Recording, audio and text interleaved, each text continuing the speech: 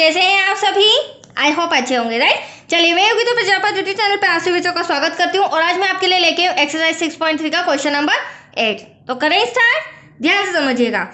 देखिए क्या कहना है इस क्वेश्चन में। समांतर चतुर्भुज एबीसीडी की बढ़ाई गई भुजा एडी पर स्थित ई एक बिंदु है तथा बीई भुजा सीडी को ए पर प्रतिच्छेद करती है, तो दर्शाइए कि त्रिभुज ए बी समरूप है त्रिभुज सी एफ बी के। ठीक है, ये हमें सिद्ध करके बताना है।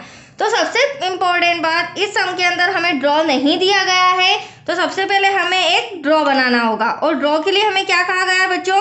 समांतर चतुर्भुज एबीसीडी। तो सबसे पहले हम एक चतुर्भुज बना लेते हैं, उसके बाद फिर आगे का कैलकुलेशन करेंगे। ये मैंने एक समांतर चतुर्भुज बना लिया है, ठीक है। इसका नाम है A B C then D, ठीक है। अब इस समांतर चतुर्भुज की बढ़ाई गई भुजा एडी पर, तो एडी ये भुजा है, इसको थोड़ा सा हमें बढ़ाना है, ठीक है। बढ़ाई गई भुजा एडी पर स्थित ई एक बिंदु है, तो यहाँ पर हम एक बिंदु मान लेते हैं जिसे नाम दे देते हैं ई, ठीक है। जैसा जैसा उन्होंने कहा वैसा वैसा मैं आपके सामने ड्रॉ बना रही हूँ। तथा बीई मतलब कि ये यहाँ से यहाँ तक बीई भुजा सीडी को, ये रही भुजा सीडी, मतलब कि हमें यहाँ से यहाँ तक एक रेखा खींचनी है।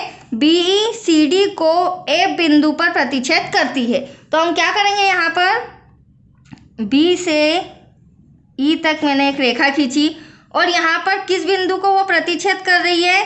सीडी रेखा पर एफ बिंदु को। किसको? एफ बिंदु को। तो आया आपको समझ में ड्रॉ? अब देखिए, अब क्या सिद्ध करना है हमें। क्या कहा गया है?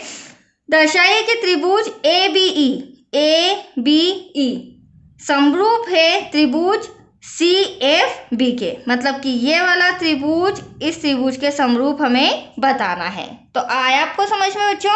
चलिए स्टार्ट करते हैं। फटाफट दिया है, जो भी इंफॉर्मेशन हमें दी गई है वो लिख लेंगे। हमें क्या दिया गया है? ए बी सी डी एक समांतर चतुर्भुज है। ए बी सी डी एक समांतर चतुर्भुज है जिसमें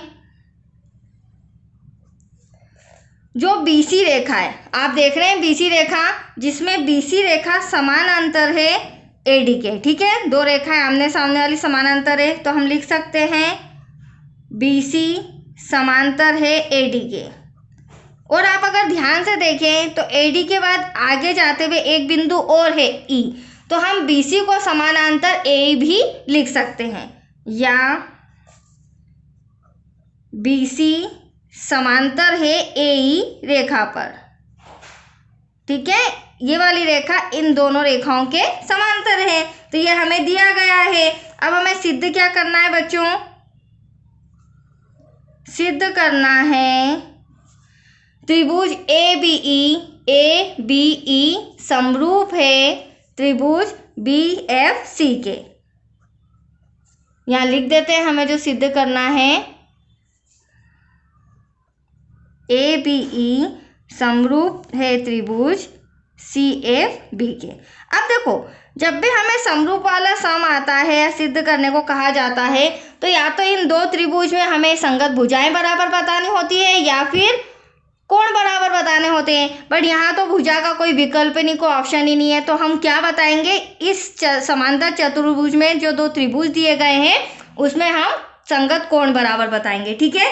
अब देखिए किस तरह से आप लोग देख रहे होंगे बच्चों। सबसे पहले तो इस ड्रॉ को ध्यान से देखना। यहाँ से ए से ई से बी और बी से सी एक जेड का शेप बन रहा है।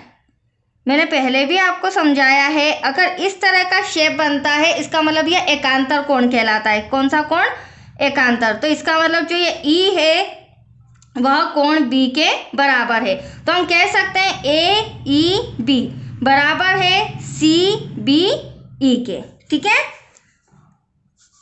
और सबसे पहले हमने यहाँ लिया ही नहीं, चलिए यहाँ पर हम ले लेते हैं। अब त्रिभुज ए बी ई तथा त्रिभुज सी एफ बी में, ठीक है।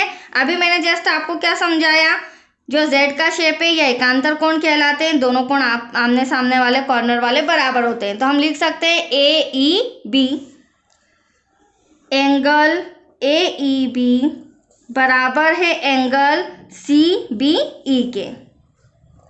क्यों बराबर है बच्चों? क्योंकि यह एकांतर कोण है। कैसे कोण है? एकांतर कोण।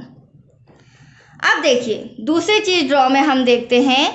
आप लोग देख रहे होंगे ये जो ए बी सी डी है ये एक समांतर चतुर्भुज है और ए बी सी डी के जो सम्मुख कोण होते हैं आमने सामने वाले, ठीक है, वो क्या होते हैं? आपस में बराबर होते हैं। तो हम यहाँ समांतर चतुर्भुज के अकॉर्डिंग हम कह सकते हैं जो एंगल ए है वह बराबर है एंगल सी के। क्यों? क्योंकि ये जो चतुर्भुज है इसके सम्मुख कोण आपस में क्या होते हैं? बराबर होते हैं। तो यहाँ हम लिख लेते हैं एंगल ए बराबर है एंगल सी के। क्यों बराबर है? ब्रैकेट में लिखेंगे समांतर चतुर्भुज के सम्मुख कोण बराबर होते हैं।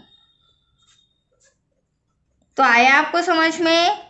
अब देखिए इन दोनों त्रिभुज में मैंने एंगल ई बता दिया एंगल बी के, ठीक है, बराबर, इन दोनों का आपस में बराबर बता दिया। इस त्रिभुज में ए और इस त्रिभुज में एंगल सी बराबर बता दिया। मतलब कि ये दो एंगल आपस में बराबर बता दिए। इसका मतलब जो हमारे बचे हुए एंगल है वो आपस में क्या होगा? तीसरा एंगल बराबर होगा। तो दो कोण हमारे बराबर है तो हम यहाँ पर कौन सी समरूपता कसौटी लगाएंगे? अतः कोण कोण समरूपता कसौटी से त्रिभुज ए बी ई समरूप है त्रिभुज सी एफ बी के इति सिद्धम। That's your answer. हमेशा ध्यान रखना बच्चों, या तो भुजाएं संगत भुजाएं बराबर बता दीजिए या फिर दो कोण बराबर बता दीजिए तो तीसरा एंगल ऑटोमेटिक बराबर होगा। तो ये सम भी आपका आज कंप्लीट हो चुका है। ओके, दैट्स ऑल बच्चों।